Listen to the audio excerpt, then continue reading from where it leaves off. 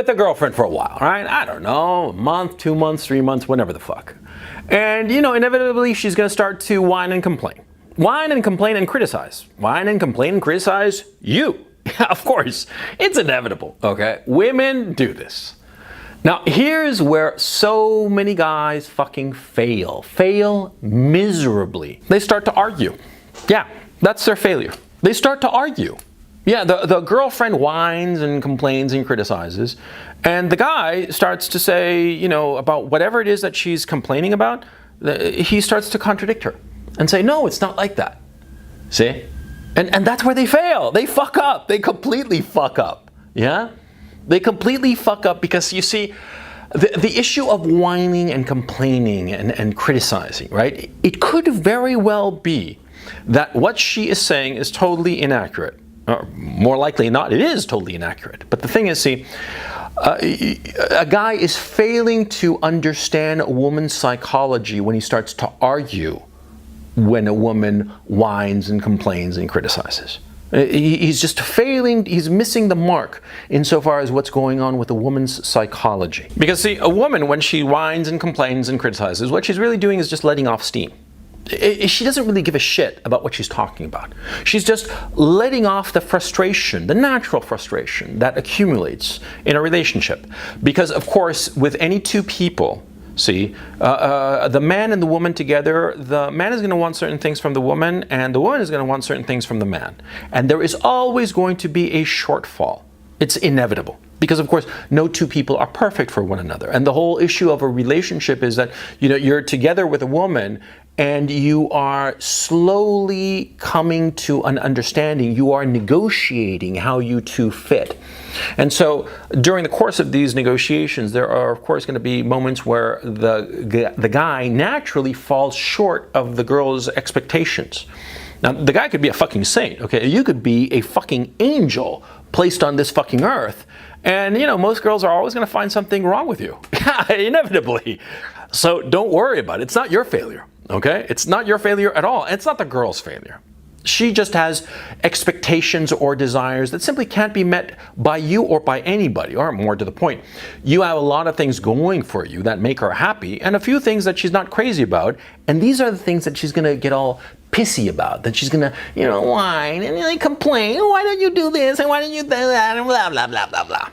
Okay? And the fault of the guy is that he engages, and that's where trouble ensues. Yeah, trouble ensues because what happens is that it becomes a fight, basically. It becomes a fight, and all of a sudden this thing that she's complaining and whining about actually becomes important in the relationship, okay? I'm not talking about like for instance, the actually really important shit. I mean, if like a guy, if you are failing to provide the money because you're a fucking deadbeat and living with your mom or some shit like that, and she starts to complain and criticize you, well, sorry, pal, you're gonna have to eat that shit because you're a fucking loser. Okay, I'm sorry. I don't. And you are watching. You know that I don't think that it's healthy for a guy, a grown fucking man, to be living with his parents and you know. Being a deadbeat. No, you got to go out there and make a living, and you know, that's that. But see, if it's something trivial, if the girl is whining about something trivial in you, I don't know, that you're messy, or you know, that you spend too much time with your friends or too much time with the motorcycle or some shit like that, what you got to do is ignore it. And this is where most guys fail, including yours truly, by the way. See, a lot of times, instead of doing the smart thing, which is ignoring a woman's whining and complaining and bitching and criticizing, instead of ignoring it, they engage and they start arguing, because a lot of times the girl is gonna like hit you with the things that you're a little bit sensitive about. Yeah, if sometimes you, for instance, you spend a little too much time drinking with the buddies, you know, at the bar every weekend or whatever the fuck, she's gonna hit you with that, and she's gonna whine and complain about that, and you're gonna bite, because of course the girl, your girlfriend, she's gonna know you a little bit, and she's gonna know already what are your soft spots, right? And so she's gonna hit you with that soft spot. She's gonna whine and complain about that thing that you know it's not the best thing that you're doing. You're going to respond, and you're going to get into a fight. And you're going to get into a fight, and this problem that might have been minor in the overall scheme of the relationship will become major. And it will be your fault, your deficiency. And this will become a problem long term. So you see how engaging with a girl's whining and criticizing and complaints can lead to very damaging long-term results? Yeah, because it focuses the relationship's attention on a deficiency or something negative about you, which is of course what you don't want, right? You don't want both participants in the relationship, you and your girlfriend, to be focusing on your fucking flaws. Yeah, because then it's going to be your fucking fault, right? So you don't do that. You don't do that at all. When a girl starts to whine and complain and criticize, what you do is you ignore it. Now, what do I mean by ignore it? I mean, you ignore it. You just act as if you didn't even hear what she said. Let's give a hypothetical example. Suppose she criticizes you because you spend too much time hanging out and drinking and doing whatever the fuck with your buddies, right? And she says, you always go out with your buddies. And what do you do in that situation? You ignore it. You just act like you didn't hear a thing. And she can repeat it. And you just keep on ignoring it. And she repeats it a third time. And maybe she grabs you and holds you and tells you right to your face this thing, right? And what you have to do is that's all you have to do. That's all you have to do in the absolute worst case scenario. You just say, that's it. And what'll happen? Well, she's going to lose interest in this thing. Yeah. Because if she doesn't get a rise out of you, then obviously that's not really a big button for you. And so she's going to move on to the next one, and to the next one, and to the next one. And you keep on doing the exact same thing. Yeah, you just ignore it. You ignore it. You ignore it as and she will do this, as she systematically goes through every red button that you have, or let me phrase it, every red button that she has deduced or inferred or sussed out that you have. She's going to hit every one of your red buttons in the first, 6 months of the relationship. This is inevitable. And she will do this. And so what you have to do is just ignore it. Ignore it the first time, ignore it the second time, and if she has like a thing where she grabs hold of you and tells you to your face this thing that really just, that's what you do. Now, this is going to drive the chick crazy, by the way. Oh yeah, she's going to go out of her fucking mind. If you pull this stunt and you do it properly, okay, which I, by sheer chance, have on a time or two in a couple of relationships have done, okay, but not always. Ooh, I wish I had, but that's the thing with experience. Over time you figure it out. But anyway, if you pull this stunt properly, of just ignoring it, no matter how hurtful, no matter how much of a rise it gets out of you, no matter how much your hackles rise and you want to just jump on this whining or criticizing or critiquing, right? No matter how much, if you just ignore it, she is going to go out of her fucking mind, and eventually she's going to have a complete breakdown. And I've seen this happen. She's going to cry and just be at her wit's end because she will not have something on you. And this will drive her nuts. And that's when you know that you won. What do I mean by winning? Yeah, because you will have the upper hand in the relationship. And it will be permanent. Okay? I've seen this. I've experienced it. On both sides, by the way.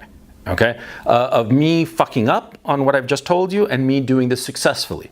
And the times I've done this successfully, it's been more chance and happenstance than really being, clever about it. Okay, I mean, now that I'm older, yeah, I'm a lot more clever about it. But so that's why I'm telling you, learn from my fucking experience. Okay, see, you pull this shit, right? And you pull this shit consistently of always, and with iron discipline, ignoring every button that she tries to get a rise out of you with, right? You ignore it every fucking time until she has a meltdown. Until she realizes and capitulates to the fact that you do not have a button that she can press and get a rise out of you, and you will be in the driver's seat of the relationship. It's as simple as that. Stoicism, toughness, never showing weakness. There are reasons why these are good qualities, why the fucking ancient Greeks, for crying out loud, looked up to these qualities of stoicism, of toughness, of not showing any kind of weakness, right? Because that's what's going on here. And you ignoring her bullshit, ignoring her whining and complaining and criticizing to the point where she has a meltdown. After that, after you've comforted her and just, you know, and always, like I said, always ignoring the issue that bothers her, always, right? She will resign herself to the fact that she can't get a rise out of you, and you'll always be the guy in charge in the relationship. You'll be in the driver's seat of the relationship. Simple as that. Because what women are trying to do here is establish dominance in the relationship. Because there's a truth about men and women in relationships. And I'm going to do a video about this now that I think about it. You see, women are the gatekeepers of sex, but men are the gatekeepers of relationships. Men want sex. And women, yeah, they enjoy sex, but they don't really need it as much as a guy does. Okay? So naturally, they are the gatekeepers of sex. But men, they enjoy a relationship. It's fun, but guys can live on their own. No problem.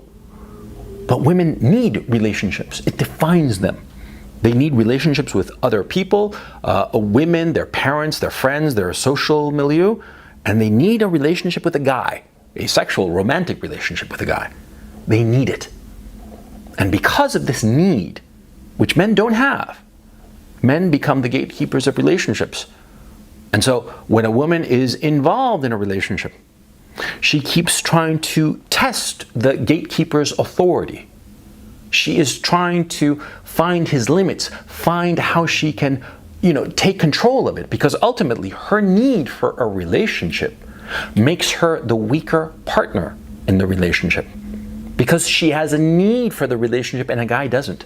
A guy can live without a relationship. I mean, come on. You've lived without a relationship, yeah. Sometimes happily, sometimes not so happily, but you live perfectly fine, right? Women don't have this power. And therein lies men's power over women. Men surrender this power that they have in the relationship by engaging when women whine and complain and criticize. Men surrender their power and they become a woman's plaything. The woman all of a sudden is in the driver's seat. You see what happens? Yeah. That's what's going on. And that's why a woman is testing the guy. It's a kind of shit test, but it's beyond that. It's a need to gain control, to get out from the yoke of this need that women have for a relationship. Because they instinctively recognize that this need that they have puts them in the control of a man. And no sentient being likes to be in the control of another sentient being. It's inevitable, okay? We all want to be in control of our own lives. And so women, what do? They fight against this need that they have by trying to figure out the guy's weakness. But if you show that you have no weakness, you do not have a red button that will, make you freak out and get a rise out of you and get you into a fight and lose in her eyes, right? Once she realizes that you do not have this, once she realizes that she does not have this power over you, that's it. That's when you won. That's when you are in complete control of the relationship, and she will be resigned. You see what I mean? You see the dynamic going on? This is very, very important that you understand. A lot of our culture, as I've said before in other videos, check them out here. A lot of our culture is matriarchal. A lot of our culture, for various reasons that are not important for this video, right? Basically, it's geared towards women. And so men are encouraged to act in ways that are beneficial to women, but detrimental to men, okay? And this is one of them. A lot of, self-help crap and all that other bullshit of relationships, all this bullshit talk, right? Talks about feelings and sharing and like talking things out. Fuck that noise. Fuck that noise, see? All this shit that a woman wants to talk out, quote unquote, she wants to talk it out and talk it over and, communicate and all this crap, right? It's all an effort to gain control in the relationship. That's it. And a guy loses that control, cedes that control when he engages in this bullshit. Yeah, and that's why you win by not engaging. Remember the fucking War Games picture? You know, the one with Matthew Broderick? That was a hell of a good picture. Yeah, the winning move is not to play. Yeah, the winning move here is not to fucking engage. You engage with her whining and her complaints or her criticisms of you, you're going to lose. Because that's the whole point of it. And so if you ignore it, you win. You win and you keep on being ironclad in this regard. You never, ever, ever engage. Now, if you're already in a relationship, right, and you've already fallen into this pattern of like, you know, she hits you up with some bullshit and you engage and, you know, there's a fight or whatever the fuck, right? Well, all is not lost, Kimosabi. All is not lost. What you have to do is you have to get on this regime that I've told you about. This regime, the stoic regime of just not engaging, of just ignoring her bullshit. Yeah. You're in the throes of this crap. Well, this is how you work it out. This is how you dig yourself out of this hole. She starts criticizing you for whatever. The thing that usually gets a rise out of you, okay, she starts criticizing you for that. And you just like nod and smile and ignore it. Then she'll do it again. And you just keep on. Keep on this thing of just ignoring it. And eventually, you'll get back to the position of being in control of the relationship. Yeah. Yeah, either that or she'll leave you. Either will be better. Better for you. Yeah, okay? And actually, once a girl is with a guy and she starts pulling this shit and pulling it consistently and not being weak about it, not backing off and losing his nerve, no. If he's consistent about this shit, eventually the girl is gonna get on his page. Eventually she's gonna be in her place, in a place, and oddly enough, and this is the bizarre part that feminists, you know, they would freak out if they heard me say it. Well, they probably freak out about a lot of shit that I say on this channel, but whatever the fuck. The thing that freaks out feminists, it freaks out women, is that, see, at heart, this is what women want. Yeah, because, you know, like I said before, women are the gatekeepers of sex, right? See, fundamentally, a guy, he wants a girl who's hard to get. He doesn't want a girl that he can fuck on the first night. No, he wants a girl that, you know, makes him work a little bit for it because it's more valuable. And same with women. See, if a guy is easy, if a guy, she knows which buttons to push and he just jumps like a fucking, you know, trained monkey at the zoo or whatever the fuck, right? It's easy for her, so she loses interest. A guy who's stoic, who's in control of his emotions, and does not allow his girlfriend to get a rise out of him, right? Well, that guy, a lot more challenging to the woman, she's going to want him more. Just as the girl who plays hard to get sexually is more desired by her man, same with a woman and a man who controls his emotion and does not allow the woman to get a rise out of him. Yeah, and that's the truth. That's the reality. Women want that guy, and they want to cede control. That's the truth. It's the truth of human nature. It's the truth of men and women. Because ultimately, women respect and admire a man, their man, who is in control of their relationship, because they feel that they are protected. Because never forget this, what women want is to feel protected. They don't want to feel understood. They don't give a shit about that. They want to feel protected. They want to feel that the man is in control of her environment and has a safe place for her. That's what she wants. She doesn't want a man who's going to be weak and telling her, you know, his problems and his emotions. And you know what? Mommy didn't love me enough when I was little. Fuck that. Fuck that. No girl wants that. None. Ever. In the course of human fucking history has a woman wanted that. Except psycho-feminist bitches. But other than that, no normal woman, for crying out loud. Ever. Okay? What a woman wants is a man, like the fucking Eastern European women always say. They want a man made of stone. They want a man who's just tough as nails. They don't want a fucking pussy bitch. So don't act like a fucking pussy bitch.